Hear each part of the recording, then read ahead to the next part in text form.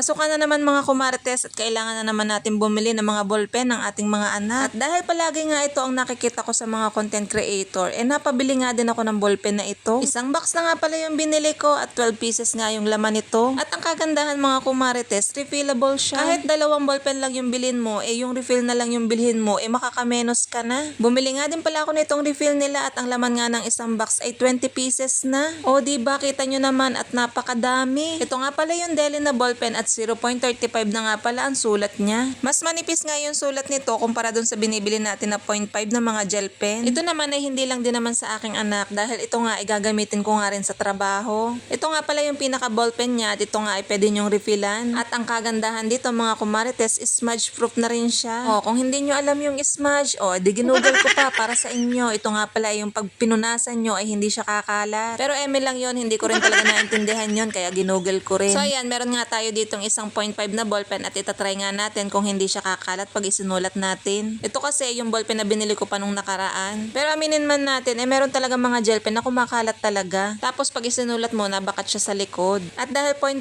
nga ito, mas makapal nga yung sulat kumpara dito sa isa. At ayan, itry natin, 'di ba? Kumalat siya. Yung pagkasulat pa lang, talaga namang hindi pa natutuyo, kumakayat na. Ito naman yung nagustuhan ko dito sa Deli na ballpen. So ayan, itry nga natin magkabit-kabit at hindi nga ako magandang magkabit-kabit. Pero yung iba, expert dyan.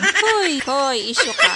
O diba, kahit bagong sulat pa siya, pagka nga pinunasan mo, hindi nga talaga siya kumakayat. At kahit malaglag nga siya, hindi nga siya yung kagaya ng ibang ballpen na tumitigil yung pagsulat. Ay naku, kaya yung ibang mga ballpen ko pagka nagpatak, hindi na nga sumusulat, kaya naman ayun, nasasayang. Kaya naman din ito yung binili ko dahil nga meron siyang refill para hindi na tayo bili pa ng ballpen. Pag naubos, di yung refill na lang yung bibilhin natin para nga hindi aksaya. O diba, kitang-kita nyo naman yung diferensya nitong dalawang ballpen. Kaya kung isa ka nga sa mga high school ang anak at ballpen na rin ang ginagamit, itry mo na tong Deli na ballpen, promise, hindi ako mapapahiya dito. At dahil talagang nabudol ako nito, talagang dinamihan ko na yung bili. Alam nyo ba kung bakit? Dahil nagkakaubusan nito mga kumarites, kaya naman ano pang inaantay nyo, bumili na rin kayo. So magtatry muna tayo nitong isang refill. Ay baka mamaya promote ako dito ng promote, hindi pala kasya dun sa ating ballpen, mapapahiya ako sa inyo yan. Baka kasi mamaya, iba pala yung refill na nabili ko at hindi pala para dito. Kaya magtatry nga muna tayo ng isa at titingnan natin kung kasya ba talaga. At in fairness, mga kumarites, saktong-sakto nga siya talaga dito sa ating Deli na ballpen. Hindi ako mapapahiya sa inyo mga kumarites dahil tama yung ating nabili. So guys, ano pang inaantay nyo mga kabataan dyan? Magpabili na rin kayo sa mga nanay nyo nito. Baka sabihin sa inyo nakita, di sabihin nyo kay kumarites.